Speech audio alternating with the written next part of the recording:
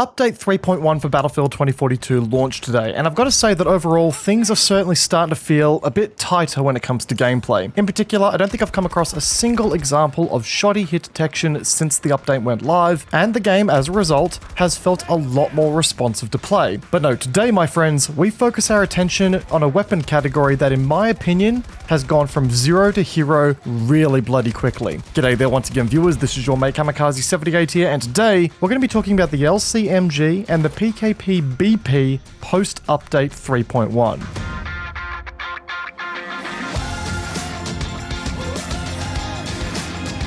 So for those who don't know, Battlefield 2042 got another pretty solid patch on the day this video is being recorded, and with it, the developers continue to dial in on the wider balance and gameplay issues to make the game just feel like a bit more of a finished product in the grand scheme of things. As we said in the intro, for example, hit detection feels astronomically better and just more consistent in general. Frag grenades and motion spotter spam has also been addressed and dialed in a bit in this update. The 30mm cannon has also, on ground vehicles, copped a serious nerf. All good stuff in my opinion, and a bunch of other stuff will be linked down below in the patch notes for you guys to read in your own time. But in addition to that, weaponry across the board has had its dispersion adjusted, resulting in weapons now taking slightly longer to become overly inaccurate over sustained fire. Weapons now also have faster dispersion recovery times when burst or tap firing, but in addition to that, the recoil values on the AK-24, LCMG, PKP BP, SFAR MGL, and the PP29 were adjusted to prevent overly aggressive jumps in recoil, and LMG dispersion and recoil was lowered across the board to improve sustained fire performance. Which brings us to, well, the gameplay you're seeing here today. And look, I think we can all admit pretty freely that the LMGs in the game prior to this update were at the bottom of the food chain when it came to their overall effectiveness. LMGs are all about sustained fire, and considering the dispersion in the game and how aggressive it was, it very much felt like you were constantly fighting against the game's mechanics in a bad way to even get anywhere when using the LMGs. But after picking up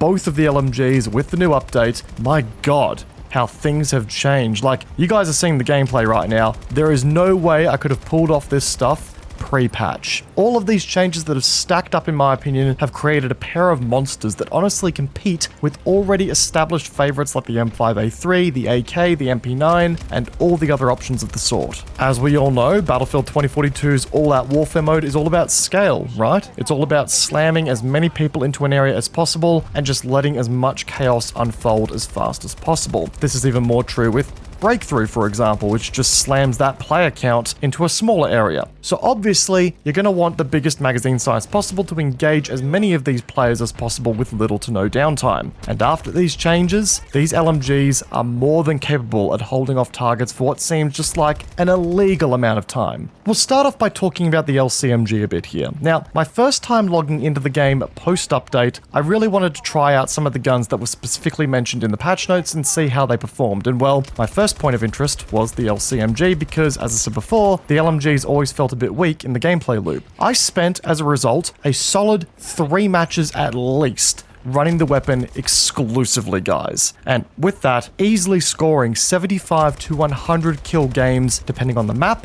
and the situations I landed myself in. The difference here is quite simply night and day, and as you begin unlocking attachments for it and you start learning to control the recoil, I promise you, ladies and gents, that things only get better, and they get better fast. Once you go the few steps further and unlock the short barrel and CQC ammunition for the LCMG, then you have a 200 round mag weapon that can easily go toe to toe with most assault rifles in the game thanks to its rate of fire buff. And, well, that's right. The best part here is that once you kill that enemy player you go against, you don't need to really consider reloading because guess what? You've got another 180 rounds in that bag good to go. So you can deal with that enemy, plus his bunch of lackeys of a squad that are following him into battle. That particular combo of attachments alongside a grip of your choice that improves your accuracy while firing on the move actually makes this LCMG an excellent assaulting weapon. I mean, hell guys, with the rate of fire buffs that come from the attachment choices, you can even hipfire this thing with relative ease. So yeah, this weapon has certainly become something much greater since the patch. Want to chill at distance? Throw a bipod in with the longer range scope and the extended standard ammunition mag, and there's no denying it, guys, you have a squad automatic weapon that can hold entire choke points without blinking an eye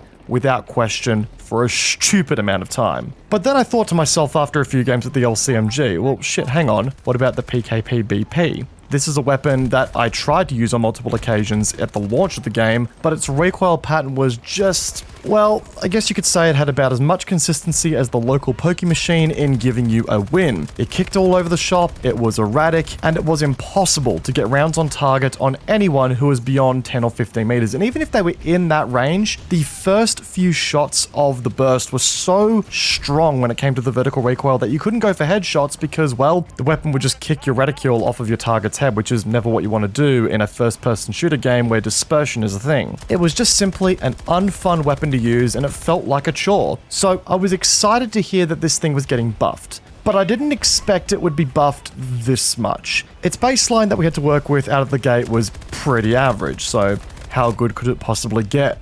Oh, that's how good it could get. Look, safe to say, guys, I didn't expect this, because my god, I went from not being able to hit anything outside of slapping distance to being able to confidently counter-snipe people with this thing in the right situations. And holy shit, was it a blast to run with. The PKP is simply fun right now. I never thought I would say that about this weapon, but the weapon just slaps in this day and age. Believe it or not, I had a video in the works prior to this update coming out about the AK-24 where I was going to coin it to the best LMG in the game, considering that it, had great accuracy, damage over range, and it could equip a 50-round drum mag. Compared against the actual LMGs in the game and the LMGs of Yesterpatch, I felt like the AK simply did a better job at being an LMG up against the real LMGs. But that changed as of today. Now, unfortunately, you can't exactly modify the PKP too much. You are stuck with the bipod and grip combo on the underbarrel, and you can't really change the barrel lengths or even unlock things like a CQC ammunition variant, but I'm not going to lie, it doesn't really need it. The default build minus the addition of either the compensator or a muzzle brake is really powerful on the weapon out of the gate. I mean, I was able, for the first time ever in this game, able to make use of the bipod functionality to get some success thanks to the buffs that these LMGs received. They now feel like they have a proper role on the battlefield, and with their mag sizes and surprisingly strong accuracy even when moving at the moment, I'd even go as far to argue that they have potentially